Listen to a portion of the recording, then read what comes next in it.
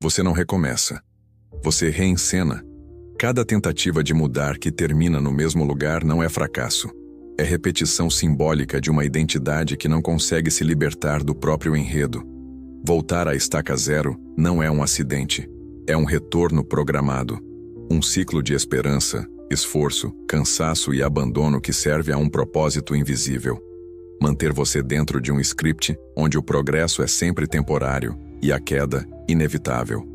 Este vídeo não é sobre motivação. É um corte cirúrgico nesse ciclo emocional que te convence de que está quase lá, mas que, na verdade, está te treinando para aceitar a instabilidade como destino. O discurso dominante diz que falta disciplina, foco, constância. Mas isso é superficial.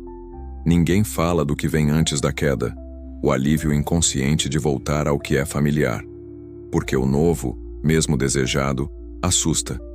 E quando você chega perto demais de romper o ciclo, algo em você sabota o processo. Um impulso, um esquecimento, uma crise fabricada. Não é azar, é proteção emocional. É como se sua mente dissesse: aqui, no caos conhecido, ainda sei quem sou. E por isso recomeçar dói tanto, não pela dificuldade de subir, mas pelo medo de não se reconhecer no topo. Você não está preso ao fracasso. Está vinculado a uma versão sua que só sabe existir em queda. Estamos no meio de um colapso onde a narrativa de progresso constante se choca com traumas não resolvidos. Todo mundo quer crescer, mas poucos suportam o que o crescimento exige.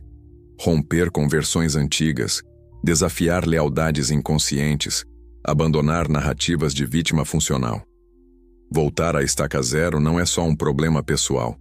É um fenômeno coletivo, incentivado por um sistema que lucra com seu reinício eterno. Cada nova tentativa fracassada gera mais consumo, mais cursos, mais dívidas, mais engajamento. Você não está falhando, está sendo mantido em looping. Eu também recomecei incontáveis vezes sem entender por que sempre terminava no mesmo buraco. Até que percebi. Eu não temia o fracasso. Temia deixar de ser quem eu era no fracasso. Meu apego não era a dor, era a identidade que ela sustentava. E quando comecei a soltar essa versão, o ciclo rachou. Não de fora para dentro, mas de dentro para dentro. Comente, eu não recomeço. Eu repito. E agora, eu encerro. Voltar à estaca zero é menos sobre o que você faz, e mais sobre quem você acredita que é. Existe dentro de você uma versão silenciosa que só se sente segura quando está reconstruindo do nada. Porque crescer exige sustentar a luz. E isso, para quem foi moldado na dor, é quase insuportável. A estaca zero vira o ponto de retorno simbólico. O único lugar onde você ainda se sente no controle. Porque ali você já conhece a dor, já conhece os passos, já sabe como ser. O sucesso, por outro lado, é território estrangeiro.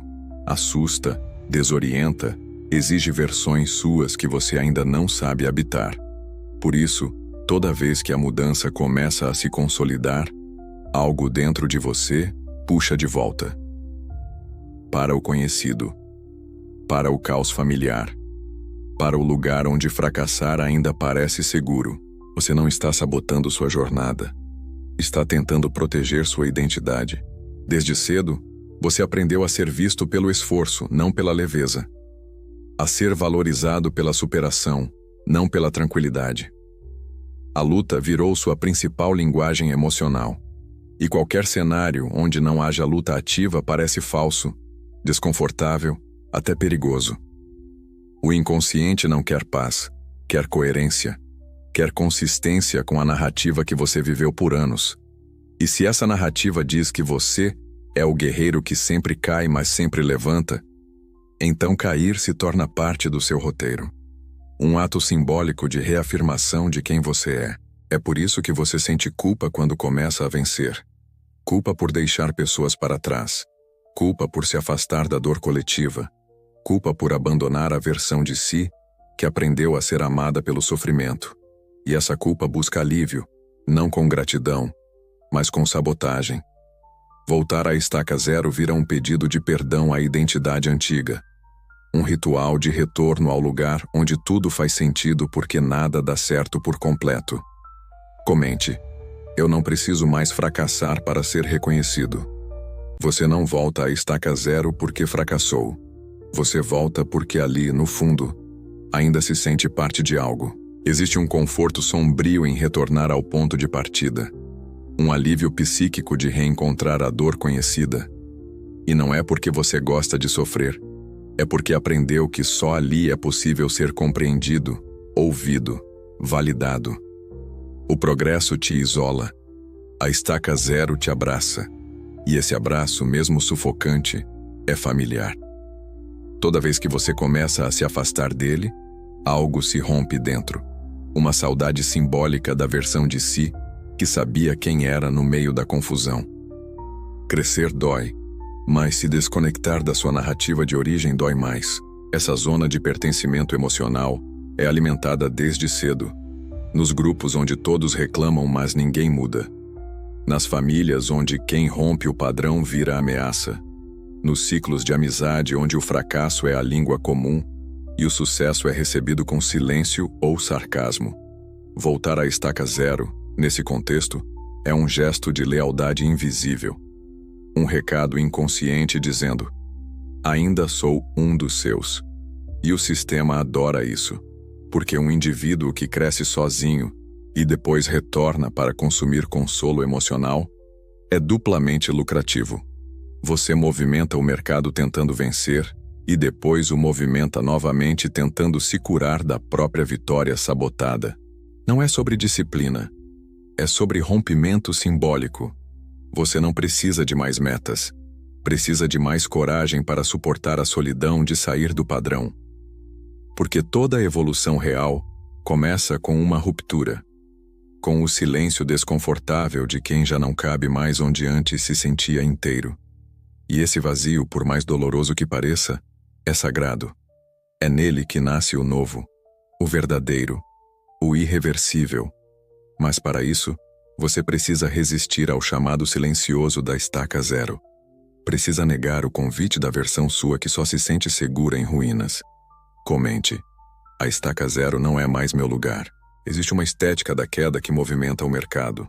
Histórias de superação que começam do nada, caem, levantam, recomeçam, sempre no limite, sempre quase lá. O sistema aprendeu a romantizar o fracasso recorrente porque sabe que ele gera engajamento, consumo, movimento. Um vencedor pleno é estático, silencioso, perigoso. Mas o indivíduo em constante recomeço é previsível, moldável, emocionalmente explorável. Ele busca solução, compra alívio, compartilha sua dor como conteúdo. E quanto mais recomeça, mais reafirma para si e para o mundo que ainda não chegou, e que, portanto, ainda precisa de algo. A estaca zero virou palco.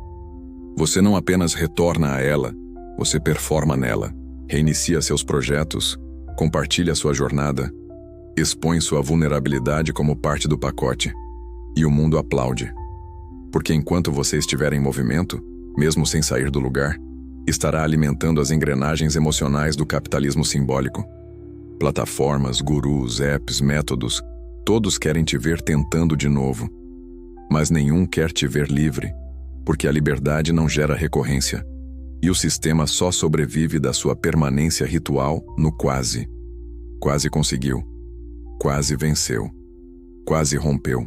Você se tornou um personagem preso na própria narrativa de tentativa. E o pior, passou a se orgulhar disso. O esforço virou identidade. A constância da dor, um valor. A capacidade de levantar de novo, o único troféu disponível. Mas e se a verdadeira revolução for não cair mais? E se o ponto de ruptura for justamente recusar o próximo ciclo, negar o convite da próxima queda, silenciar o enredo da próxima desculpa? Você não precisa recomeçar. Precisa permanecer. Comente: eu não sou mais entretenimento da minha própria queda. Seu corpo quer ir. Sua mente quer ficar. Toda vez que você tenta avançar, existe uma voz interna que começa a sussurrar. Será que você vai aguentar? Será que vai conseguir sustentar? E se não for suficiente? Essas perguntas não são dúvidas racionais.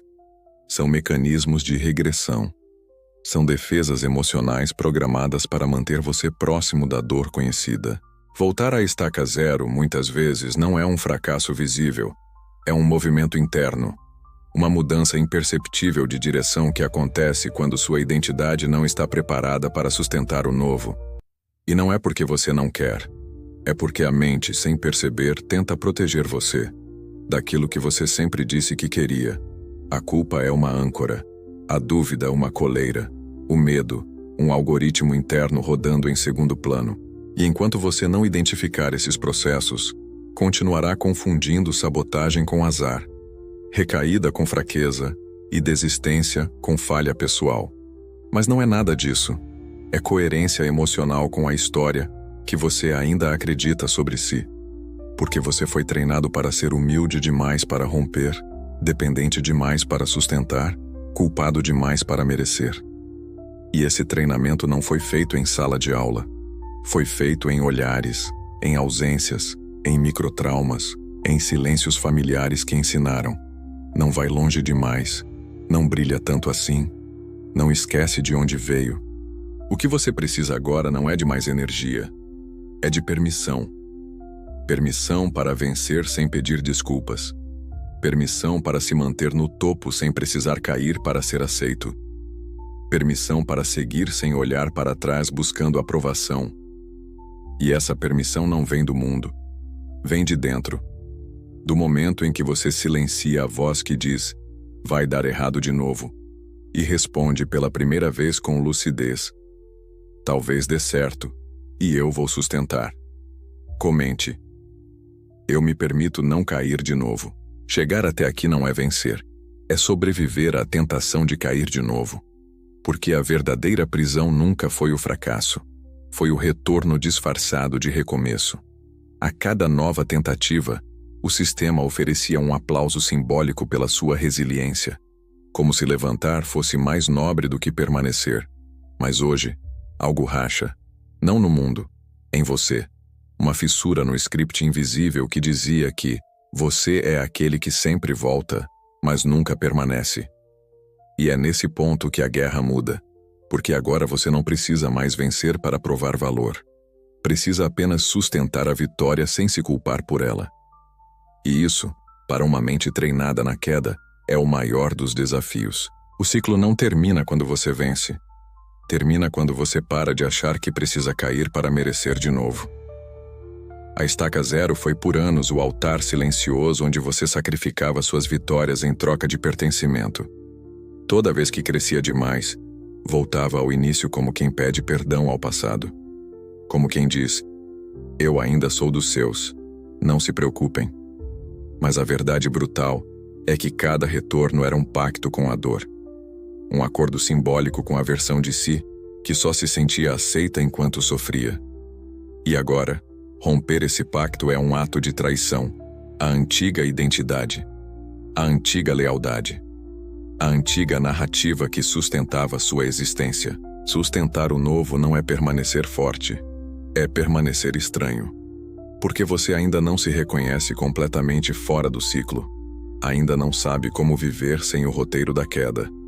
E por isso o desconforto cresce, não porque você esteja errado, mas porque está livre. Livre do hábito de se sabotar, livre do reflexo condicionado de buscar alívio na ruína, livre da culpa que fazia você achar que precisava pagar com dor por cada passo que dava.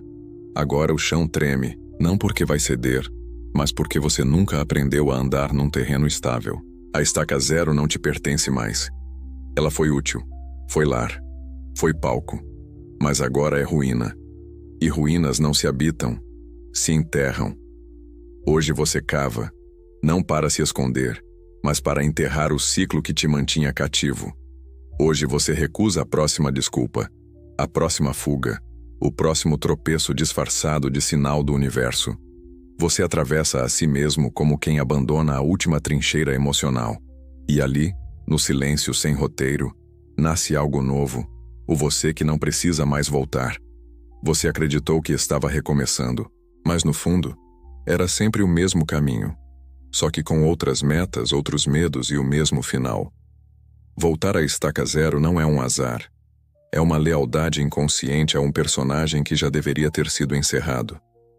É repetir o papel de quem quase vence, porque vencer de verdade significaria deixar de ser quem você aprendeu a ser. Essas leituras não são guias de sucesso. São espelhos simbólicos para que você reconheça o script e, finalmente, rasgue o papel. A Sociedade do Cansaço. Para entender por que você confunde esforço com transformação. Projeto de vida. Para encontrar sentido fora do ciclo de superação. O mito do carisma. Para que sua presença não dependa mais de tentar ser algo. Comente. Eu não volto. Eu permaneço.